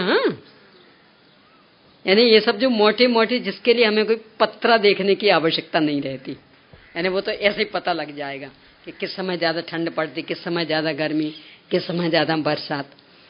अब और कोई बारीकी हो तो फिर उसमें अपन वो पंचांग देख करके निर्णय करते कि भी आज की क्या स्थिति है, तो उसको देख के निर्णय। तो वो इसलिए कि हम चूंकि छदमस्त हैं, हमें पता नहीं है, तो एक अनुमान के आधार से कि भी इनके माध्यम से एक मोटा मोटा अनुमान लग सकता है तो निकाल लेते हैं, और बाकी जो होना होगा सो होगा। बुद्धिपूर्वक गलत काम करेंगे नहीं, और बाकी जो होगा उसे सहज स्वीकार करते जाएंगे। तो अच्छे कामों को बुद्धिपूर्वक शुभ मुहूर्त में करने का भाव आता है कि जबरदस्ती आफत मोल क्यों लें, और बाकी फिर जो होना होगा सो होगा।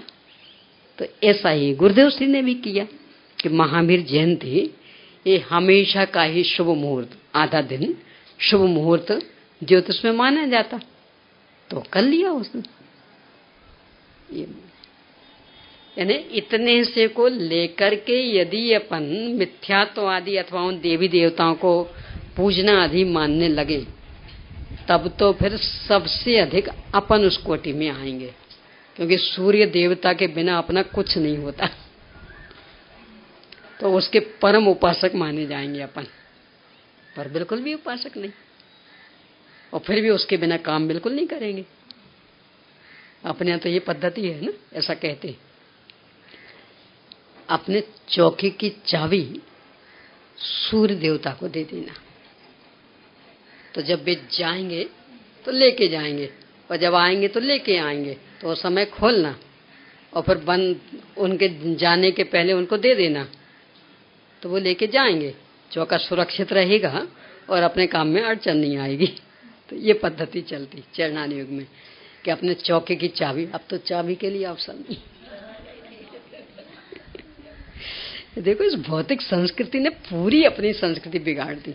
एक दिन पहले भी चर्चा की थी, पहले और कोई कमरे खुले मिल जाएंगे, चौका कभी खुला नहीं रहता था, नियम से उसमें दरवाजे होंगे। क्यों? कोई भी घुस सकता ना, चूहा बिल्ली कुछ भी, यानी वहां से कदाचित कुत्ता आए तो वो भी घुसता चला जाएगा सीधे चौके तक। तो चौका कभी भी खुला नहीं रखते थे। और अब आजकल जो भी मकान बनते कैसे भी हो, चौका वाला हिस्सा पूरा खुला रहेगा दोनों तरफ से, बाकी कमरों में कितने कितने दरवाजे रहेंगे, बस चौका बिल्कुल खुला, पूरा ओपन। ये अपनी संस्कृति नहीं है। अपनी संस्कृति में तो चौके में नियम से दरवाजे चाहिए, जिससे कि चाहे जो चाहे जैसा प्रवेश कर ही ना सके, वातावरण भी वहां का पवित्र रहे, यानी यहाँ वहां की उल्टी हवा वहां पहुंच ही न जा सके, इस तरह की चलता। पर अपने यहाँ की चरणानियों की संस्कृति है कि सूर्य को ही चाबी दे देना, हा? तो जब तक वो रहे तब तक काम करना, और उसको जाने के पहले चाबी उसको सौंप देना बंद करके। अब रात में खोलने के लिए कोई अवसर ही नहीं। कारण शुद्ध पर्याय का अवलंबन लेना चाहिए कि नहीं, एक दिन चर्चा अपनी आ चुकी कि कारण शुद्ध पर्याय अलग से कोई चीज नहीं है। ये तो जो शाश्वत ध्रुव तत्व है, जो कि पूरी वस्तु सामान्य विशेषात्मक मानी जाती, और शाश्वत ध्रुव तत्व सामान्य है। तो कोई ज्यादा ही बुद्धि वाला हो गया हो, तर्कबाज, तो उससे कहें शाश्वत ध्रुव का आलम्बन लो, तो कहे वो तो अकेले सामान्य है, और वस्तु तो सामान्य विशेषात्मक होती, तो इसका मतलब वो अधूरी वस्तु। तो अधूरी वस्तु का आलम्बन लेने से सुख शांति कैसे मिलेगी? पूरी वस्तु मिले तो सुख शांति मिलेगी। तो उसको समझाने के लिए उस शाश्वत ध्रुव तत्व में दो भेद काल्पनिक खड़े किए। एक तो वो शाश्वत ध्रुव तत्व, ऐसे अंदर में कुछ भेद है नहीं कि यहां तक का एक और यहां तक का एक, पर उदाहरण के लिए कि एक वो शाश्वत ध्रुव तत्व कि जिसमें से कोई भी पर्याय प्रकट नहीं हो रही, और एक वो सपाटी कि जिसमें से चार भाव प्रकट होते, पर वो है स्थायी। तो वो जो स्थायी सपाटी वो कारण शुद्ध पर्याय है, और उसके नीचे का हिस्सा ये शाश्वत ध्रुव तत्व। तो वो शाश्वत ध्रुव तत्व सामान्य और कारण शुद्ध पर्याय विशेष। तो अब तो पूरी वस्तु हो गई ना, अब तो लो आलम्बन कि हाँ अब ले सकते, पर अलग से चूंकि वो स्वतंत्र नहीं है, इसलिए उसका आश्रय लेने को अवसर नहीं। जो भेद किया गया तो वो भी अलग से आश्रय लेने योग्य इसलिए नहीं कि वो स्वयं में भेद है, वो शाश्वत ध्रुव तत्व का बहुत छोटा सा अंश है। तो अंश के आश्रय से जीवन सुख शांति में कैसे बनेगा? तो अकेले कारण शुद्ध पर्याय का कभी भी अवलंबन नहीं लिया जाता। त्रिकाली ध्रुव तत्व प्लस कारण शुद्ध पर्याय, इसका पूरा एक अखंड रूप भू दृष्टि का विषय है, उसका अवलंबन लिया जाता। आत्मानुभूति यह जीव के किन गुणों का परिणमन, अनंत अनंत गुणों का अंतरोन्मुखी परिणमन, सर्वगुणान से समकित। अनुभव की परिभाषा में भी ये दिया, नाटक समय सार में अनुभव की परिभाषा दी, कैसे होता अनुभव, ये प्रक्रिया शायद। तो क्या लिखा उनने? वस्तु विचारत ध्यावते मन पावे विश्राम, रस स्वादत सुख उपजे अनुभव या को नाम। कितने गुणों की पर्याय आ गई? वस्तु विचारत यानी ज्ञान गुण का परिणमन, ध्यावते यानी स्थिरता मतलब चारित्र गुण का परिणमन, मन पावे विश्राम रुक गया निष्क्रियत्व गुण का परिणमन, रस स्वादत वेदन गुण का परिणमन, सुख उपजे सुख गुण का परिणमन। इन सब का एक नाम है अनुभव। अब इतने तो गिना दिए, बाकी इतने ही नहीं, इनके साथ और भी जो अनंत अनंत गुण, उन संपूर्ण गुणों की पर्यायों का अंतरोन्मुखी होना, आत्मोन्मुखी होना, उस सब का आत्मोन्मुखी एक परिणमन, उसका नाम है अनुभव। तो किसी एक गुण की पर्याय वो नहीं है, अनंत अनंत गुणों का आत्मोन्मुखी परिणमन, उसका नाम है अनुभव। आत्मानुभूति और अनुभव इनमें कोई फर्क नहीं। व्याकरण की दृष्टि से कर्मवाच्य, भाववाच्य और कर्तृवाच्य व्याकरण का है। आप लोगों को शायद कठिन भी पड़ सकता। तो उसका एक कमाल अनुभूति अनुभव, यानी भाववाच्य बना देंगे तो अनुभूति हो जाएगा, और कर्मवाच्य बनाएंगे तो अनुभव हो जाएगा। वो शब्दों का कमाल, उससे भाव में कोई असर नहीं पड़ना। हम अष्टमी और चतुर्दशी पर्व के रूप में क्यों मनाते हैं? इसके तो बहुत सारे कारण हैं। कुछ इसमें दिया, यहाँ वीतराग विज्ञान विवेचिका होगी, उसमें कुछ कारण दिए हैं। और लगता आप लोगों ने पढ़े नहीं है, पढ़ लिया होता तो उसमें तो कारण दिए हैं। अष्टमी चतुर्दशी के कारण दिए क्यों मनाए जाते हैं। वो अष्टांग का पर्व वाला जो पाठ है ना, उसमें। ये तो फिर पूजन वाले पाठ में होगा।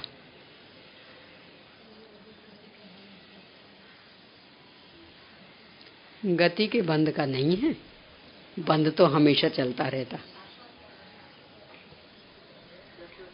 लाओ यहां लाओ।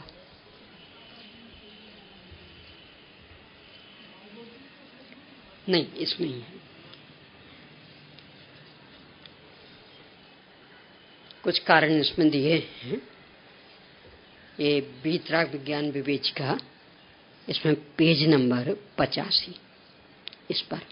तो इस पर अष्टमी का, और इसके बाद में है चतुर्दशी का। मूल में तो शाश्वत पर्व, अनादि अनंत, पर उनमें भी यही तिथियां क्यों चुनी? 15 दिन में कोई 2 दिन रखने थे तो कोई से भी 2 दिन रख लेते, यही क्यों? तो इसके पीछे मनोविज्ञान कि कुछ विशेष स्मरण होता रहे, तो ऐसी संख्या रखें कि जो कुछ अन्य अर्थों में भी प्रयुक्त हो। तो जैसी वो संख्या याद आएगी और वो याद आ जाएगा। देखो, सोचना आप अपना अपना सोचना। जिस तारीख को आपकी शादी हुई हो, उदाहरण के लिए, अब उस तारीख को कोई यहाँ कार्यक्रम हो, तो वैसे तो कदाचित भूल जाओगे।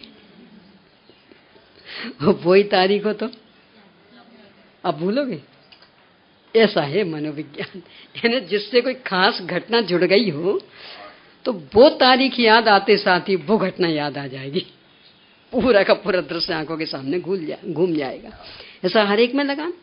मान लो किसी का उस तारीख को देहावसान हुआ हो, बच्चे का, मतलब कोई भी ऐसा कुछ प्रसंग बना हो, तो जब जब वो संख्या याद आएगी किसी भी रूप में, और आपकी नजर में बिल्कुल वो प्रसंग पूरा घूम जाएगा।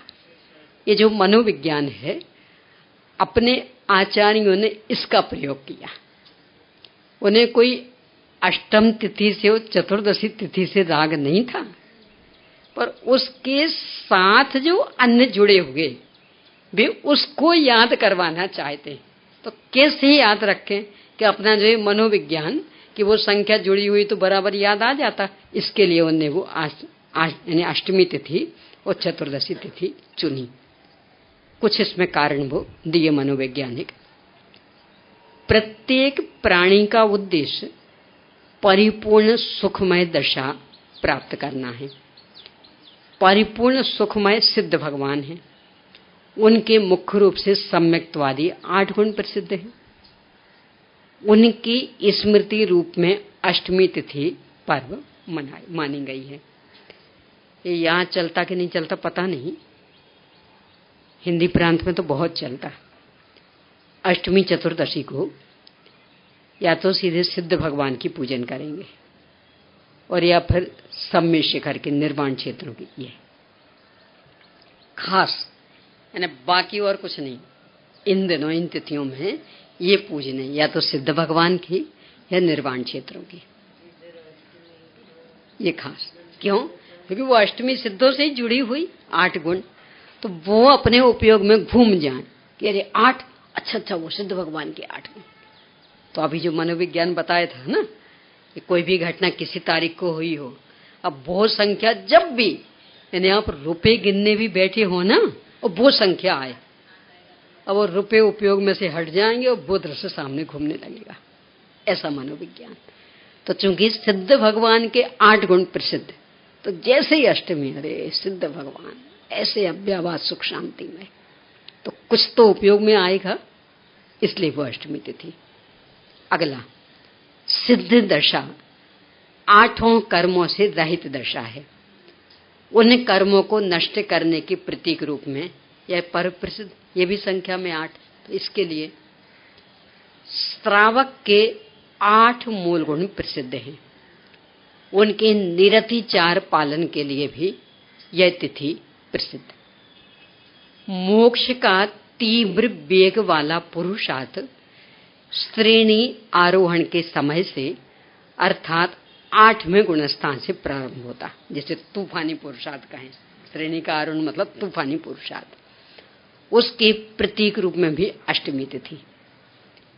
आत्म साधना के लिए 5 समिति, 3 गुप्ती रूप, 8 प्रवचन मात्रिका का ज्ञान पर्याप्त है।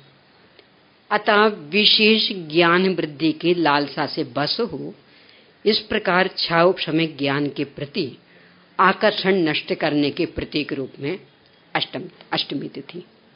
ऐसे ही सम्यक के 8 गुण, 8 अंग, सम्यक ज्ञान के 8 अंग, ये सब 8 की संख्या वाली, तो यही अपने को ख्याल में रहे हैं। तो जो अपना मनोविज्ञान कि वो संख्या याद आती है तो वो घटना याद आने लगती, तो वो घटना याद आने लगे, इसके लिए अष्टमी रखी।